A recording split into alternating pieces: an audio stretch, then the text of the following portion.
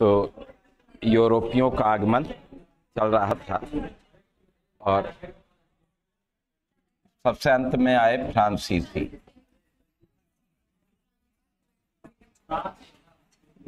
चलिए, तो हेडिंग डाल दीजिए फ्रांसीसियों के बारे में।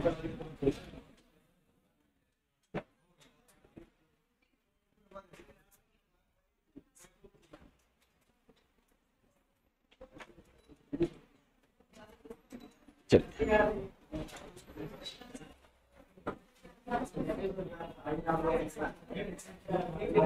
तो भारत आने वाले यूरोपियों में सबसे अंत में फ्रांसीसी आते हैं, फ्रांस के रहने वाले थे। आप देखेंगे कि फ्रांस के इतिहास में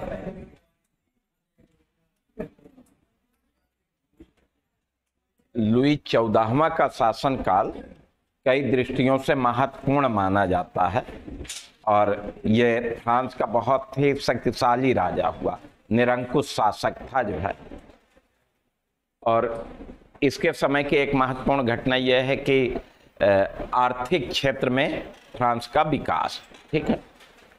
लुई 14वां का बहुत प्रसिद्ध मंत्री था कोलबर्ट।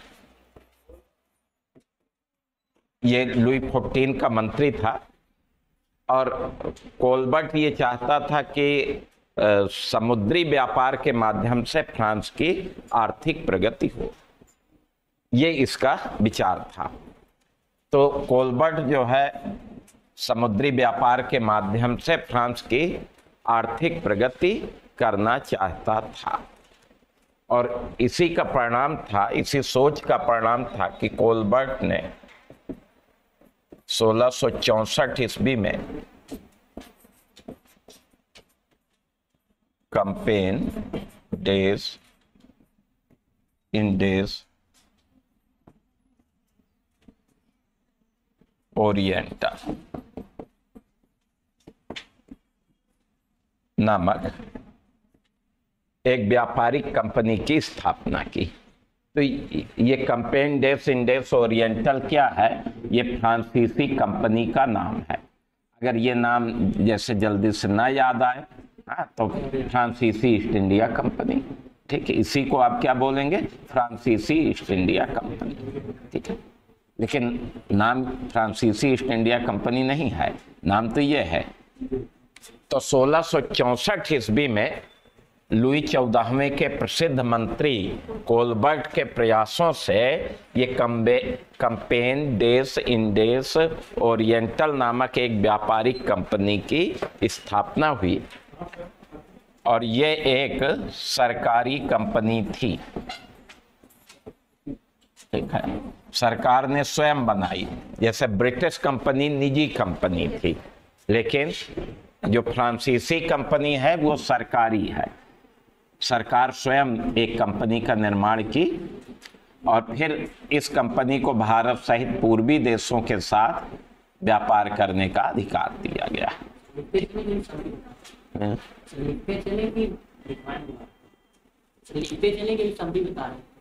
लिखते चलो। अब देखो, कोलबर्ट आ गया, 1664 आ गया। समरी में तथ्यों का कम प्रयोग किया जाता है। फिर से सुना दें क्या? अब अभी आपने लिखे नहीं। देखिए, फ्रांस के इतिहास में सम्राट लुई 14वां का शासनकाल महत्वपूर्ण काल था, जब आर्थिक प्रगति के लिए अनेक कार्य किए गए। कोलबर्ट, लुई 14वां का प्रसिद्ध मंत्री कोलबर्ट जो है, यह समुद्री व्यापार के माध्यम से फ्रांस की आर्थिक प्रगति करना चाहता था, ठीक है। ये किस आधार पर आर्थिक प्रगति करना चाह रहा है? समुद्री व्यापार के माध्यम से। और फिर इसी उद्देश्य को पूरा करने के लिए इसने कोलबर्ट के प्रयासों से 1664 में कैंपेन डेस इंडेस ओरिएंटल नामक एक व्यापारिक कंपनी की स्थापना हुई।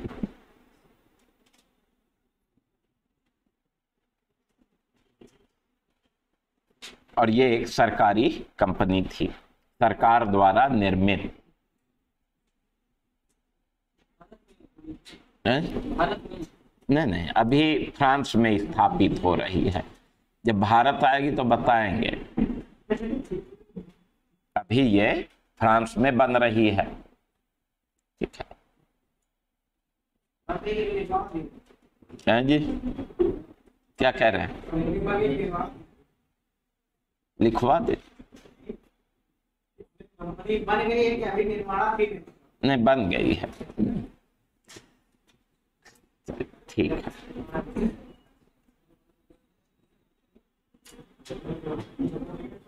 तो 1664 में कंपेन डेस इंडेस ओरिएंटल नामक कंपनी की स्थापना हुई और फिर इसी कंपनी को भारत सहित पूर्वी देशों के साथ व्यापार करने का व्यापक अधिकार दिया गया। अब ये कंपनी भारत कब आई? अगर इस पे देखें तो सर्वप्रथम औरंगजेब के शासनकाल में। तो औरंगजेब के शासनकाल में 1667 ईस्वी में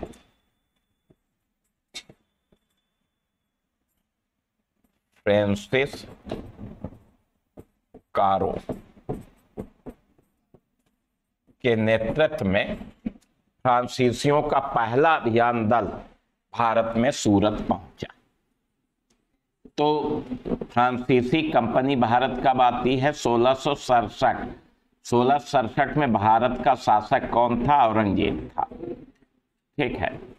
तो औरंगजेब के शासनकाल में 1667 ईस्वी में फ्रांसिस कारो के नेतृत्व में फ्रांसीसियों का पहला प्रतिनिधिमंडल या अभियान दल भारत सूरत पहुंचा। तो ये सूरत आते हैं। ठीक है। तो भारत में कहां पहुंचते हैं? सूरत। और फिर 1668 में इन्होंने सूरत में अपनी पहली फैक्ट्री की स्थापना की। यानी 67 में पहुंच गए, लेकिन फैक्ट्री स्थापित करने की अनुमति मिली 1668 में।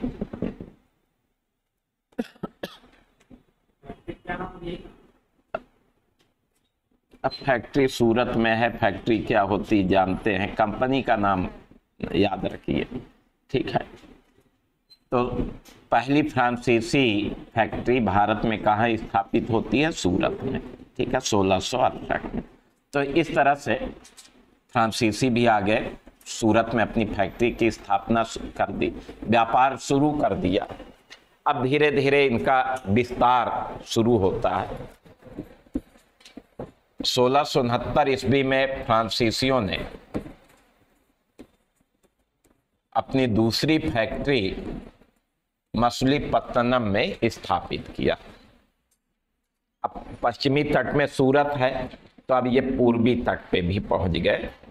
और पूर्वी तट में कहां पहुंचे? मछलीपट्टनम।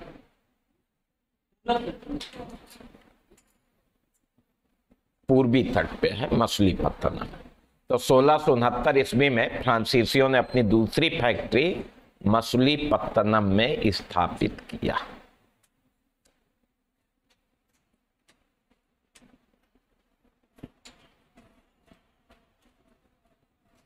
अब जब मछलीपट्टनम में फैक्ट्री स्थापित हुई, तो अब इनका प्रयास और दक्षिण की तरफ जाने का हुआ कि और दक्षिण की तरफ हम चले, प्रयास करें। और इसी क्रम में 1672 में एक फ्रांसीसी अधिकारी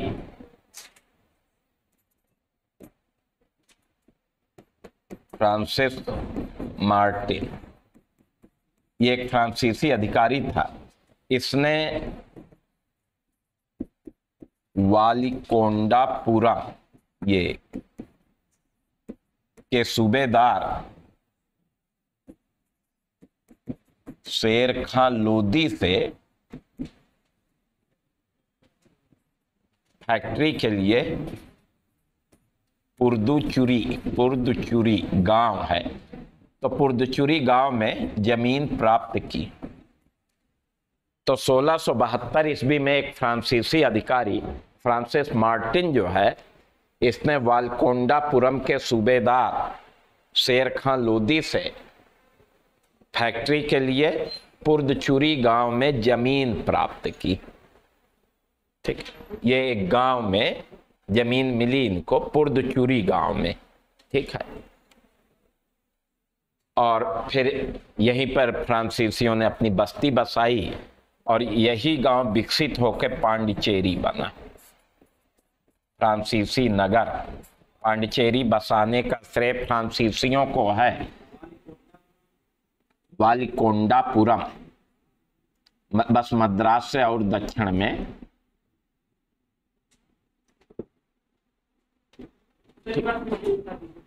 फिर से देखिए, सुनिए शुरू से। 1672 में एक फ्रांसीसी अधिकारी फ्रांसिस मार्टिन ने वालिकोंडापुरम के सूबेदार शेर खां लोदी से फैक्ट्री के लिए पुर्दचूरी गांव में एक जमीन प्राप्त की। बिल्कुल सीधा सा वाक्य बनता जा रहा। पुर्दचूरी गांव में जमीन प्राप्त की और इसी जमीन पर जो फ्रांसीसी बस्ती बसी उसी का नाम पड़ गया पांडिचेरी। पुर्दचूरी से क्या बन गया? पांडिचेरी।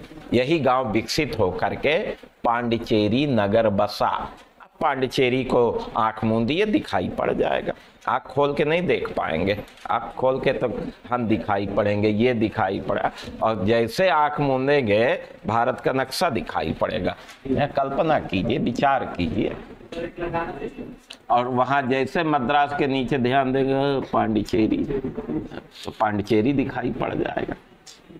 तो जो इस तरह की चीजें देखना है, रहस्यमयी चीजें, आंख मूंदना पड़ता है। ये आंखें नहीं देख पाती। ठीक है, उन रहस्यमयी चीजों में ब्रह्मांड भी है, ईश्वर भी है, जो आंख मूंद के ही दिखाई पड़ता है। क्योंकि ईश्वर जैसी शक्ति को ये आंखें देख ही नहीं पाएंगी। देख लेंगी तो आंखें फूट जाएगी, भस्म हो जाएगी।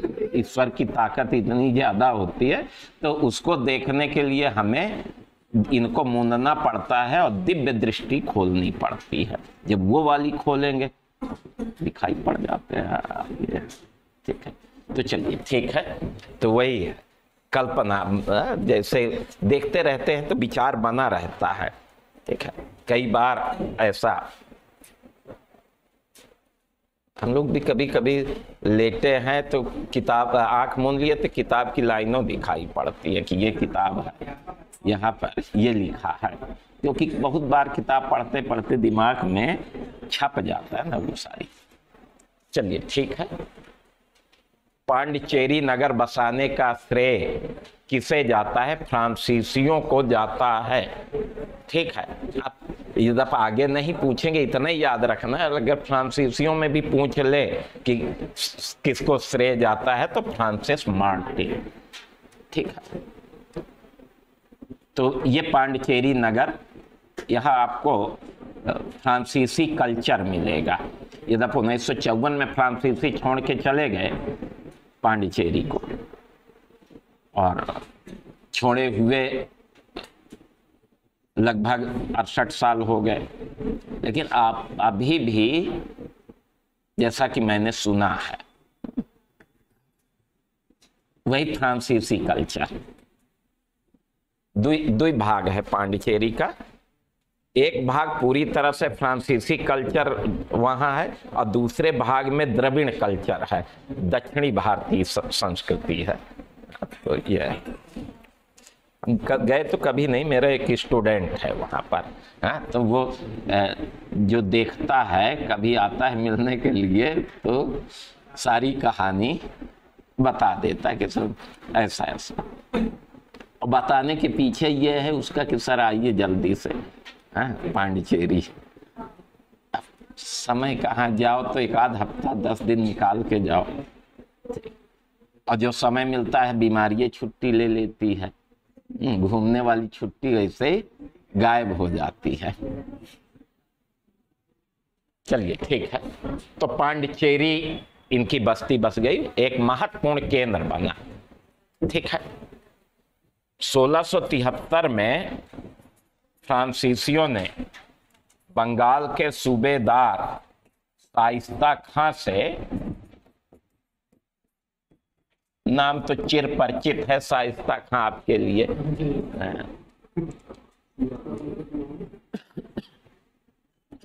शिवाजी के साथ संघर्ष करने के कारण ये बड़े परिचित हो गए लोगों से। तो बंगाल के सूबेदार कौन थे? शाइस्ता खां, मुगल सूबेदार। तो 1673 में फ्रांसीसियों ने बंगाल के सूबेदार शाइस्ता खां से फैक्ट्री के लिए एक जमीन प्राप्त की और उसी जमीन पर फ्रांसीसियों ने चंद्रनगर नामक बस्ती बसाई। चंद्रनगर ये बंगाल में है, ठीक है। तो 1673 में फ्रांसीसियों ने बंगाल के सूबेदार शाइस्ता खां से जमीन प्राप्त की, ठीक है, और अंततः उसी जमीन पर चंद्रनगर नामक बस्ती बसी। ये भी फ्रांसीसी नगर था। चंद्रनगर को बसाने का श्रेय फ्रांसीसियों को जाता है।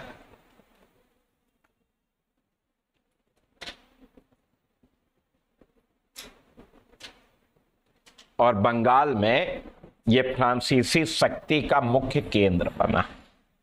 बंगाल में फ्रांसीसी शक्ति का मुख्य केंद्र कौन था? वो चंद्रनगर था।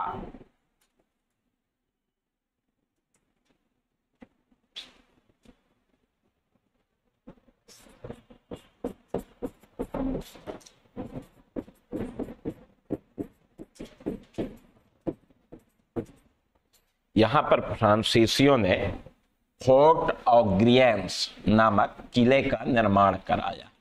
चंद्रनगर का जो फ्रांसीसी किला था वो इसी नाम से, फोर्ट ऑग्रियंस।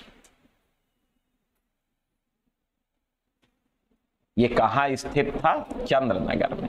तो इस फोर्ट ऑग्रियंस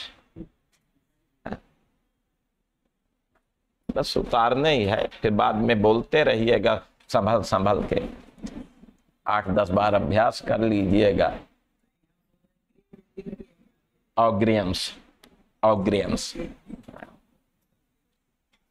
या पर ज्यादा जोर देने की जरूरत नहीं उच्चारण करते समय। ऐसा बोल जाए कि यह गाय भर रहा है, ऑग्रियंस, तो आएगा तो, या लिखेंगे तो या तो आएगा ही। या की जगह ए भी कर सकते हैं, लेकिन ये ज्यादा सही है। तो यहीं पर चंद्रनगर में ही फ्रांसीसियों ने फोर्ट ऑग्रियंस का निर्माण कराया। अब देखो, फोर्ट लगा है तो बाद में ये लिखने की जरूरत नहीं कि फोर्ट ऑग्रियंस नामक किले का निर्माण कराया, ऐसा कुछ लिखने की जरूरत नहीं, क्योंकि फोर्ट पहले शब्द लगा है, समझ में आता है कि ये फोर्ट है, किला है कि ना। लेकिन फिर भी हम लोग मैदान देख करके किलो बोल देते हैं। जैसा मैदान हो वैसे बोलना चाहिए।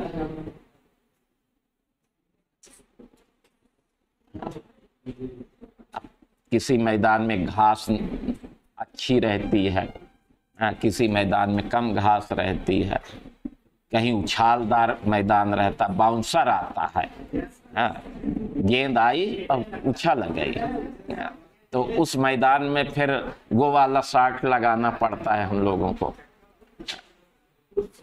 और जहां सीधी सपाट सुर्री गेंद आ गई, मतलब वो क्या स्पिन होती है ना,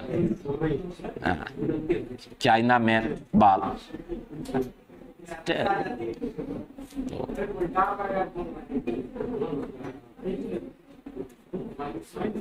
चाइना मैन अंदर से बाहर जाती है कि बाहर से अंदर आती है? चाइना मैन में। हाँ, चलिए ठीक है, जानते हैं भाई।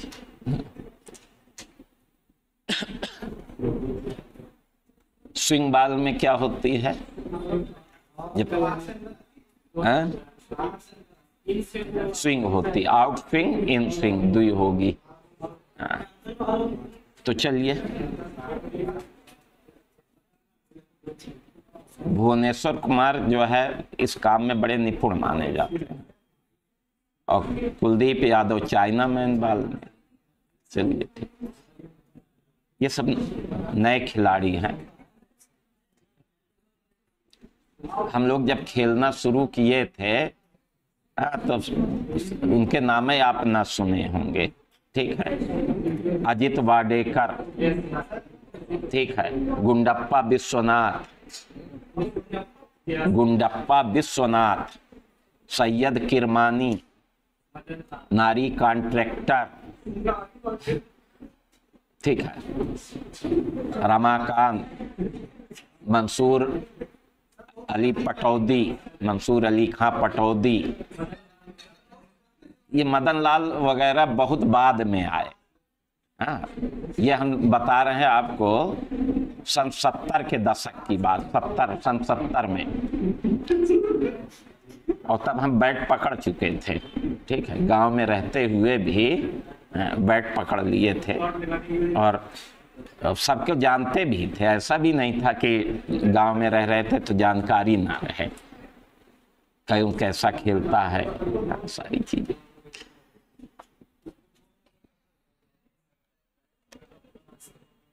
इलाहाबाद आए तो इलाहाबाद में भी बहुत खेले, और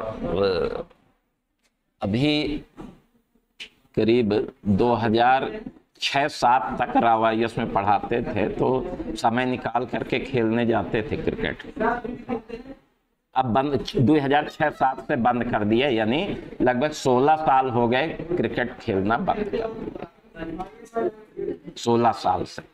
उससे पहले तक खेलते रहे। तो चलिए ठीक है। तो चंद्रनगर कहाँ स्थित है, ध्यान में रखिएगा, बंगाल में, ठीक।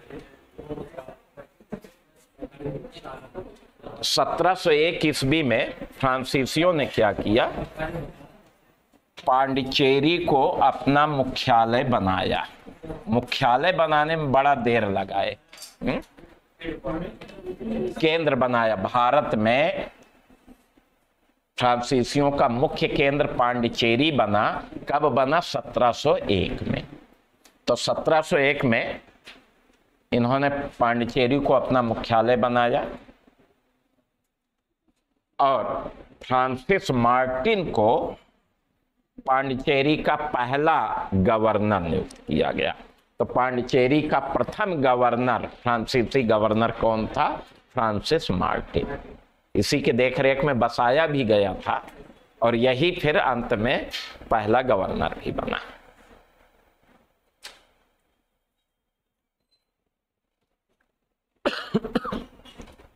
अब भारत में फ्रांसीसी व्यापार को स्थापित करने में फ्रांसिस मार्टिन की महत्वपूर्ण भूमिका रही। योगदान अगर देखा जाए तो फ्रांसिस मार्टिन का बड़ा योगदान माना जाता है, शुरू से लेकर के और एक लंबे समय तक, 30-35 साल तक इसने बड़ा योगदान दिया था। भाई 1672 में इसने पुर्दचूरी गांव में फैक्ट्री के लिए जमीन प्राप्त की, बस्ती बसाई, नगर बसाया, अंत में गवर्नर बना, ये सारी चीजें। तो भारत में फ्रांसीसी व्यापार के विकास में फ्रांसिस मार्टिन की भूमिका महत्वपूर्ण रही।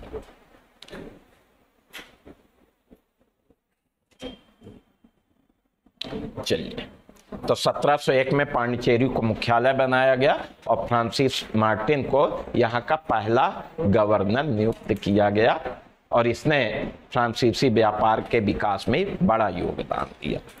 ठीक। अब इसके बाद बीच में गवर्नर आते रहे, ज्यादा बड़ा योगदान उनका नहीं रहा। 1735 में ड्यूमा फ्रांसीसी गवर्नर बनकर पांडिचेरी आया और इसके प्रयासों से भी फ्रांसीसी व्यापार का विस्तार हुआ।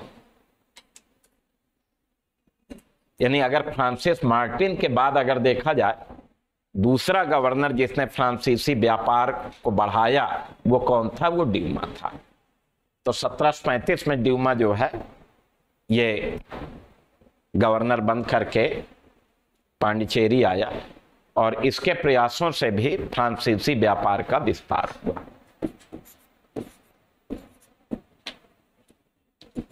अब इसके बाद 1742 में डुप्ले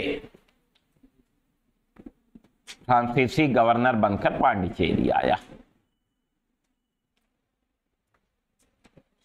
सारे गवर्नरों में यह सबसे महत्वाकांक्षी व्यक्ति था, डुप्ले। तो 1742 में डुप्ले जो है फ्रांसीसी गवर्नर बनकर पांडिचेरी आता है।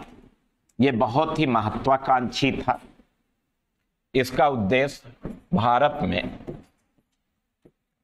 फ्रांसीसी साम्राज्य की स्थापना करना।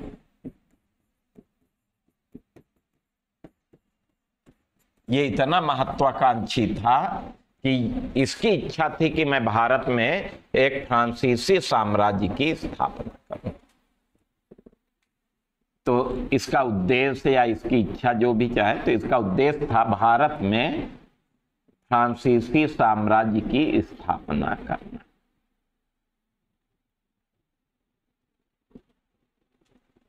ये इसकी महत्वाकांक्षा को दर्शाता है। अब इसी उद्देश्य को लेकर के इसने क्या किया, भारतीय राज्यों के मामलों में हस्तक्षेप शुरू किया।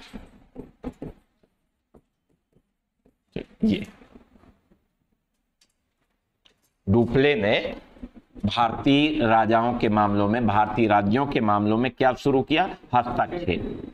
चाहे वो उत्तराधिकार का मुद्दा हो या क्षेत्र विस्तार का मुद्दा हो, तो उसमें हस्तक्षेप करना शुरू किया। तो इनके पास भी अपनी सेना होती थी।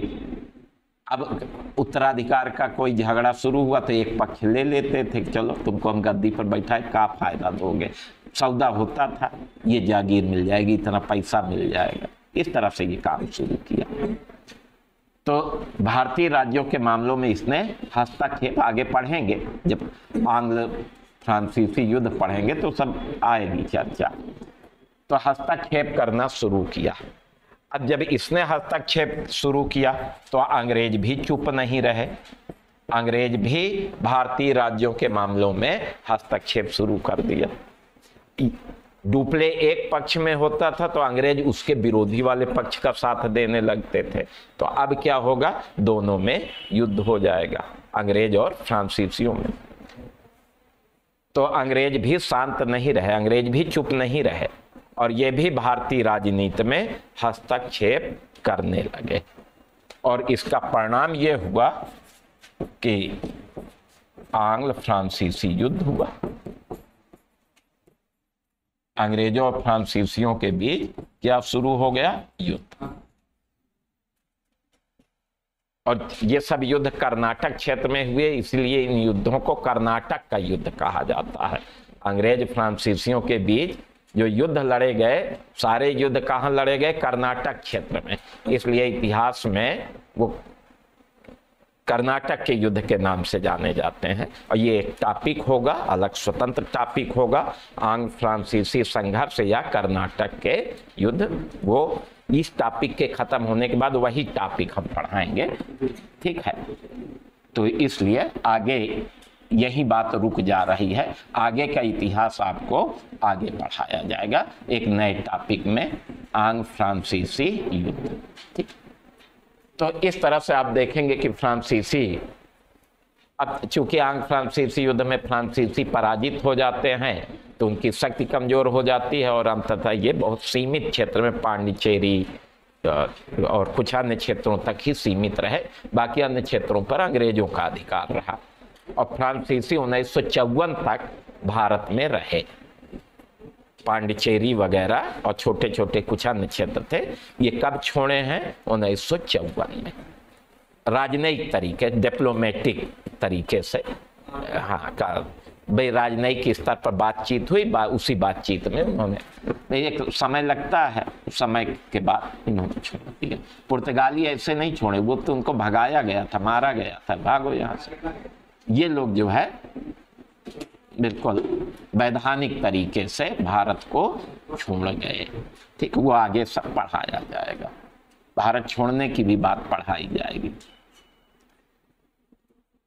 ठीक है, लेकिन वो 1954 में छोड़ते तो इतनी जल्दी थोड़ा 1954 आ जाएगा, है कि नहीं?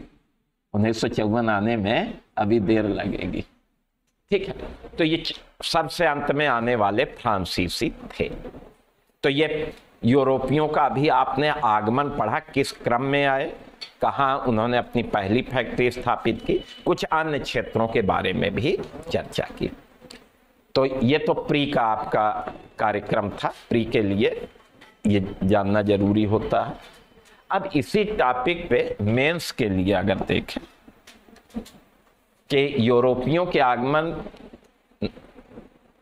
पर जो है मुख्य परीक्षा में क्या प्रश्न पूछे जा सकते हैं, ठीक है, तो चूंकि सामान्य अध्ययन का टॉपिक है, सामान्य अध्ययन के नजरिए से अगर देखा जाए तो वो प्रश्न बनाने वाला सोच सकता है कि भाई ये जरूर स्टूडेंट जानते होंगे कि यूरोपियों के भारत आने के क्या कारण थे, अब भारत आ गए तो इनका अच्छा प्रभाव क्या भारत पर पड़ा, खराब प्रभाव क्या पड़ा, ये जरूर प्रभावों से परिचित होंगे। चलिए इन्हीं बिंदुओं से प्रश्न बनाएं, ऐसा सोच करके फिर आपसे प्रश्न पूछ लिया जाता है।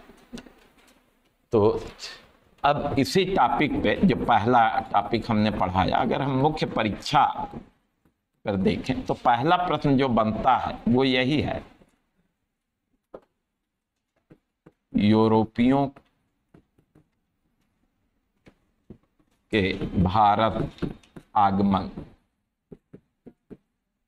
के कारण, प्रश्नवाचक लगा दो, क्या कारण थे, क्या शब्द लगा दीजिए तो प्रश्न बन जाएगा। अभी हमने क्या नहीं लगाया, हेडिंग डाल दिया, भाई क्या लगाने से सीधा प्रश्न बन जा रहा है, प्रश्न बाद में बताएं।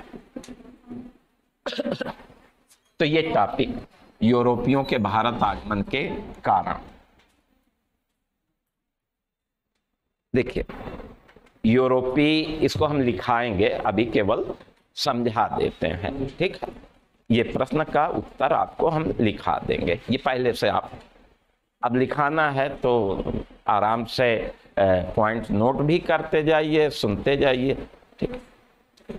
देखिए 15वीं शताब्दी के अंत से यूरोपियों का भारत आगमन प्रारंभ हुआ और सर्वप्रथम पुर्तगाली भारत आए और पुर्तगालियों के लाभ से प्रेरित होकर के फिर अन्य यूरोपीय शक्तियां भी भारत आए।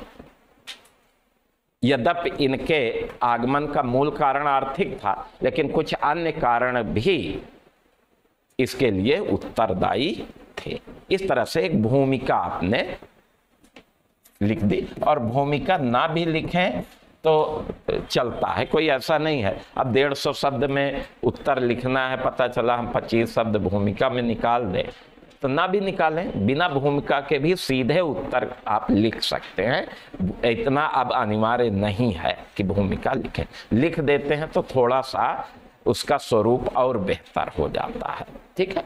तो भूमिका हो गई कि 15वीं शताब्दी के अंत में सर्वप्रथम पुर्तगाली भारत आए और फिर इनके लाभ से प्रेरित होकर के अन्य यूरोपीय शक्तियों का भी भारत आगमन हुआ।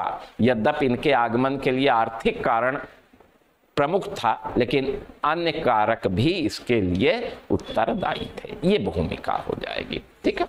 अब भूमिका के बाद फिर जो जो कारण है उन कारणों का, अगर बड़ा कारण है जिसमें लग सकता है पैराग्राफ बन सकता है तो एक कारण का एक पैराग्राफ बना दे, लेकिन ऐसा कारण है कि एक ही लाइन में कारणों खत्म हो रहा तो फिर एक एक लाइन का पैराग्राफ ना बनाए, एक पैराग्राफ में अनेक कारणों को आप दे दीजिए, ठीक है। अन्य कारणों को एक पैराग्राफ सबको समाहित कर दे। ऐसा जरूरी नहीं कि एक एक लाइन के अनेक पैराग्राफ बनाए, कारण सब आ जाना चाहिए। अब इसके बाद अगर देखा जाए तो एक कारण है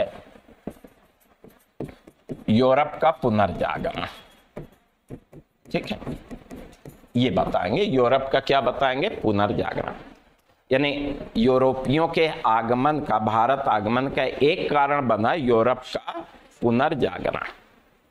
अब यूरोप में 14वीं से 16वीं शताब्दी के बीच में जो बौद्धिक आंदोलन चला उसी को क्या कहा जाता है? पुनर्जागरण। जो एक बौद्धिक सांस्कृतिक आंदोलन चला वो पुनर्जागरण के नाम से जाना जाता है। ठीक है।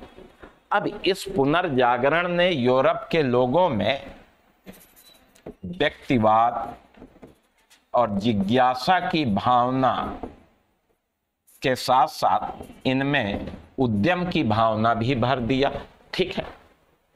यानी पुनर्जागरण से लोगों में व्यक्तिवाद यानी व्यक्ति के सुख की विचारधारा, व्यक्ति के सुख की विचारधारा ही व्यक्तिवाद है, या व्यक्ति की उपलब्धियों को प्रचारित करना।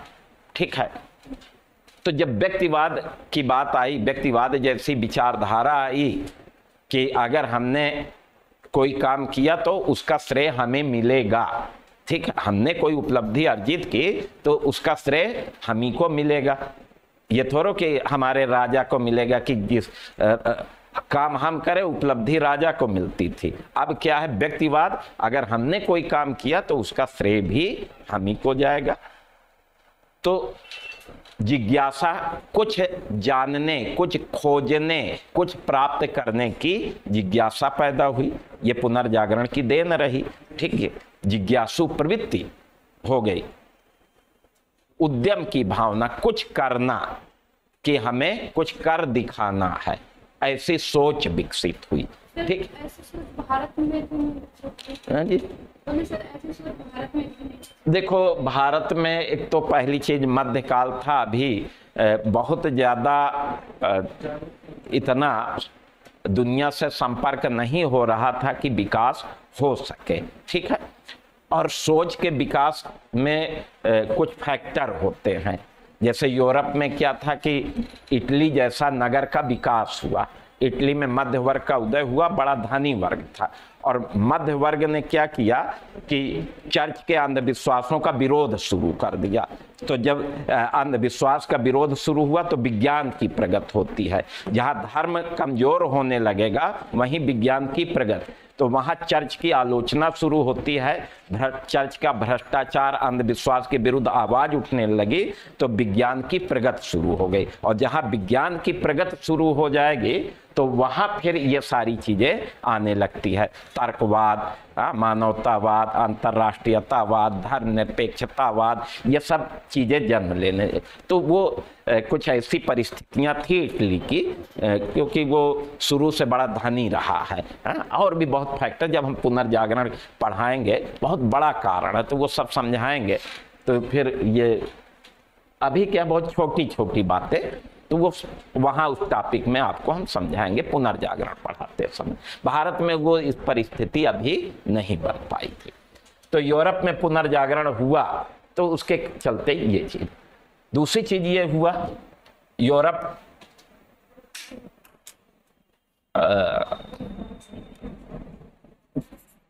इसी में कुस्तुनतुनिया का पतन भी जोड़ सकते हैं।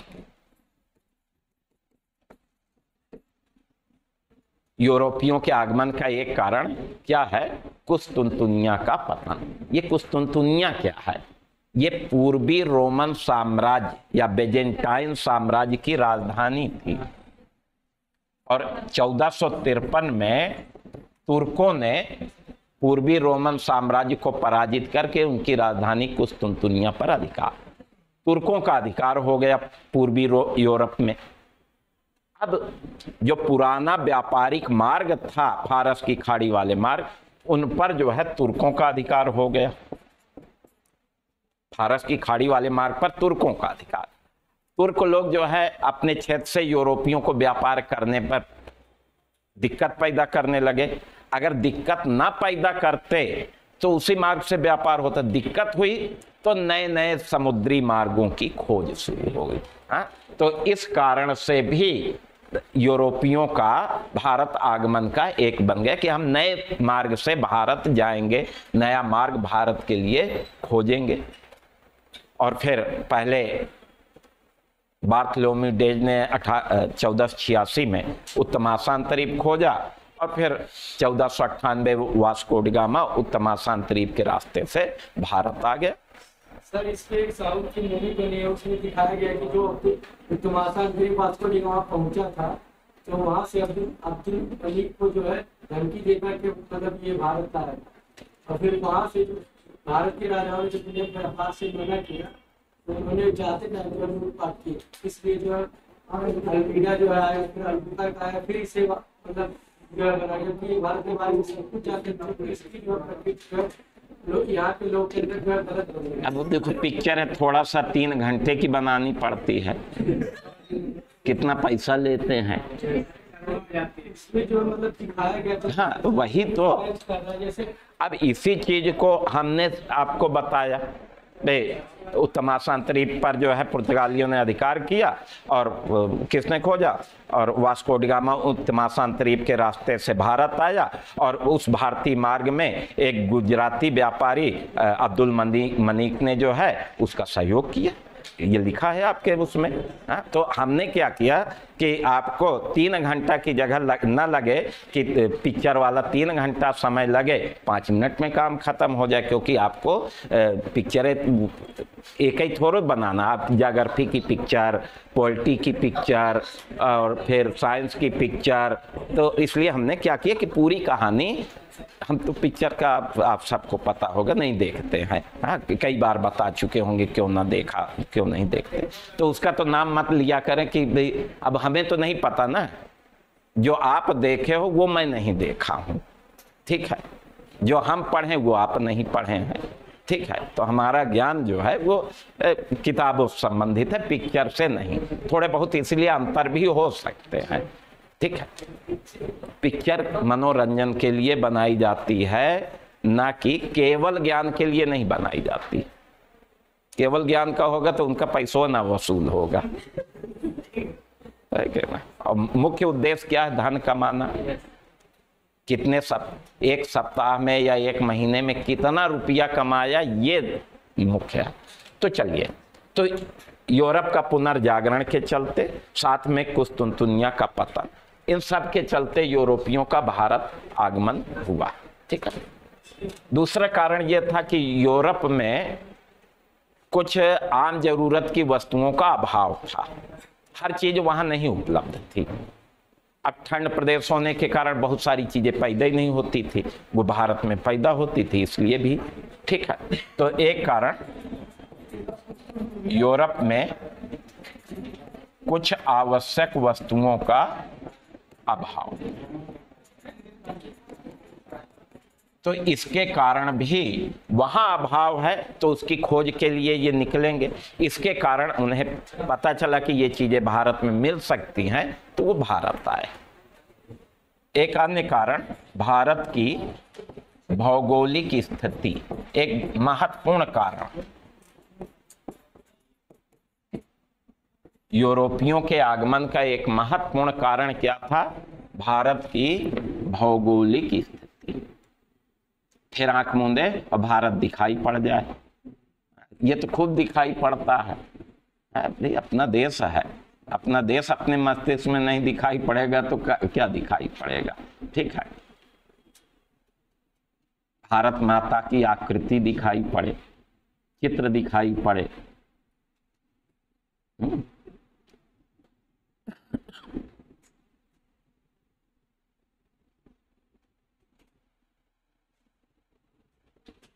तो भारत की भौगोलिक स्थिति, भारत के 3 तरफ समुद्र है, ये यूरोपियों के लिए बड़ी अनुकूल परिस्थिति है कि चाहे उधर से आओ तब समुद्री मार्ग से आना है, कोई दिक्कत नहीं है। और जिस देश में समुद्र नहीं होगा वहां ये समुद्री मार्ग से कैसे पहुंचेंगे। तो भारत की भौगोलिक स्थिति ये है कि पश्चिम तट, दक्षिण का तट, पूर्वी तट, हर तट पे समुद्र है, समुद्री मार्ग से आराम से पहुंच सकते हैं, ठीक है। एक तो ये कारण। दूसरी चीज, भारत की जलवायु ऐसी है कि भारत क्षेत्र में अनेक आवश्यक वस्तुएं अलग अलग क्षेत्र में उपलब्ध थी, ठीक है। तो अंग्रेजों के लिए, वो यूरोपियों के लिए जो जरूरत की चीजें हैं वो भारत के विभिन्न क्षेत्रों में मसाला एक क्षेत्र में है तो कपास दूसरे क्षेत्र में है, नील तीसरे क्षेत्र में है। हाँ, जो भी जरूरत की चीज है किसी न किसी क्षेत्र में उपलब्ध है। ये भारत की ऐसी जलवायु है, तो इसके कारण भी इनका ये हुआ कि चलिए भी भारत चलते हैं, वहाँ हमारी आवश्यकता की सारी चीजें मिल जाएंगी। ठीक है, इस कारण से भी इनका भारत आगमन हुआ। फिर एक अन्य कारण यूरोप की राजनीतिक स्थिति।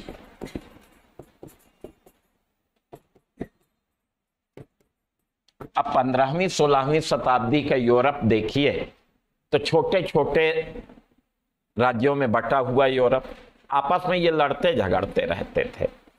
यूरोप को एक तरह से संघर्षरत महाद्वीप था ये, जब संघर्ष होते रहते थे। अब यूरोप के लोगों में ये रहता था कि अपने देश में व्यापार वगैरह धन कमाना तो बड़ा मुश्किल है, ये सब लड़ने से ही फुर्सत नहीं पा रहे हैं, हम लोग क्या व्यापार करें यहाँ। वहाँ की राजनीतिक स्थिति ऐसी थी कि व्यापारिक कार्य अंदर सुगम नहीं था। तो उनके मन में आया कि यूरोप से बाहर निकल करके हम लोग अर्थव्यवस्था मजबूत करें, आर्थिक लाभ कमाएं। तो आर्थिक लाभ कमाने के लिए ये यूरोप से बाहर निकले। क्यों? क्योंकि वहां राजनीतिक स्थिति अच्छी नहीं थी, संघर्षरत रहते थे। तो उन्हें लगता था कि चलो दूर कहीं अमेरिका चले गए तो अमेरिका में बस गए, भारत आए यहाँ बस्तियां बसाए, अमेरिका छूट गया तो छूटने दो, ऑस्ट्रेलिया और न्यूजीलैंड हम पहुंच जाएंगे। हाँ, जब अमेरिका निकल गया इनके हाथ से तब ये लोग अन्य क्षेत्रों की खोज किए। तो यूरोप की राजनीतिक स्थिति के कारण भी आप देखेंगे कि इनको यूरोप से बाहर निकलना पड़ा। इस क्रम में ये भारत भी आ जाते हैं। इसके अतिरिक्त आप देखेंगे कि एक धार्मिक कारण भी रहा। यूरोपियों में ईसाई धर्म का प्रचार प्रसार की भावना, ठीक है। पुर्तगाली, स्पेनिश, आपके डेनिश, इनमें ईसाई धर्म के प्रचार की प्रबल भावना थी। अंग्रेज उतना नहीं थे, अंग्रेज तो बाद में इस पे आए। शुरू में तो वो बिल्कुल ही रुचि नहीं दिखाते थे धर्म के प्रचार प्रसार में, वो व्यापार में ज्यादा रहे। लेकिन जब भारत में उनका साम्राज्य स्थापित होने लगा तब उन्होंने ईसाई धर्म के प्रचार प्रसार में रुचि दिखाई कि अगर भारत पर मजबूती के साथ शासन करना है तो इस देश में ज्यादातर लोग अगर ईसाई बन जाएं तो फिर हमारा शासन क्या हो जाएगा, मजबूत हो जाएगा। तब उन्होंने उधर ध्यान देते हैं। तो धार्मिक कारण भी था। आप देखेंगे कि इस कारण से भी अनेक यूरोपीय देश भारत आए। और फिर अंत में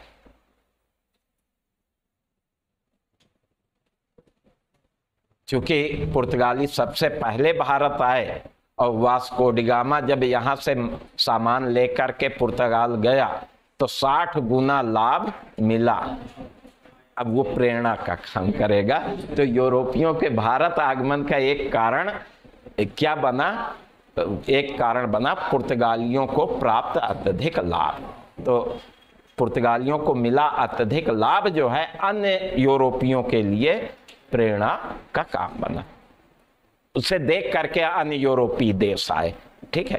क्योंकि यहाँ यूरोपियों के आने का कारण, तो यूरोपियों में केवल पुर्तगाली तो है नहीं, अन्य यूरोपीय भी हैं। तो अन्य यूरोपीय देशों के आगमन का कारण, एक कारण बनता है यूरोपियों पुर्तगालियों को भारतीय व्यापार में मिला अत्यधिक लाभ, प्रेरणा का काम किया। तो ये सारे कारण थे जिसके चलते ये आए। लेकिन मुख्य कारण आर्थिक लाभ कमाना ही था।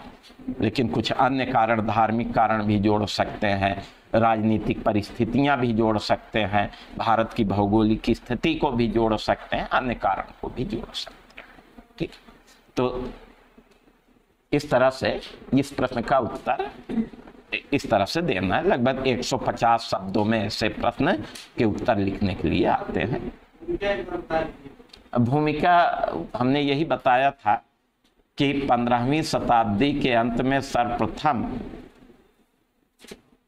पुर्तगाली भारत आए और फिर इनसे प्रेरित हो करके यूरोप के अन्य देश भी भारत आए। 15वीं शताब्दी से शुरुआत हुई, वो बताइए। और उनसे प्रेरित होकर के अन्य यूरोपीय देश भारत आए, ये बता दीजिए। इसके बाद फिर बताइए कि पुर्तगालियों के लाभ से, ये तो हो गया, इसको तो बता ही दिया। नहीं, पहले भूमिका में उसकी चर्चा मत कीजिए। यूरोपियों के आगमन का मूल कारण आर्थिक था, यद्यपि इसके लिए कुछ अन्य कारक भी उत्तरदायी थे। ठीक है, क्योंकि फिर बड़ी हो जाएगी भूमिका अगर सारे कारण देने लगेंगे, और बाकी फिर कारणों को आप विश्लेषित कर दीजिए। कल लिखा देंगे इसको। आज चूंकि मुझे थोड़ा सा कार्य पहले छोड़ना था, इसलिए आपके भूख पर भी हमने हस्तक्षेप कर दिया। भोजन पर ठीक है, थोड़ा पाप का काम जरूर था, लेकिन अच्छे काम में कर लेना चाहिए पाप, कोई दिक्कत नहीं। ठीक है, अगर साध्य मतलब पवित्र हो तो साधन कोई मायने नहीं रखता। ठीक है, तो अब आराम से, समय आपके पास पूरा 30 मिनट का है, और आराम से टिफिन खुले, खाना खाइए, पानी पीजिए और शांति से अगली क्लास लीजिए। आज की क्लास यही।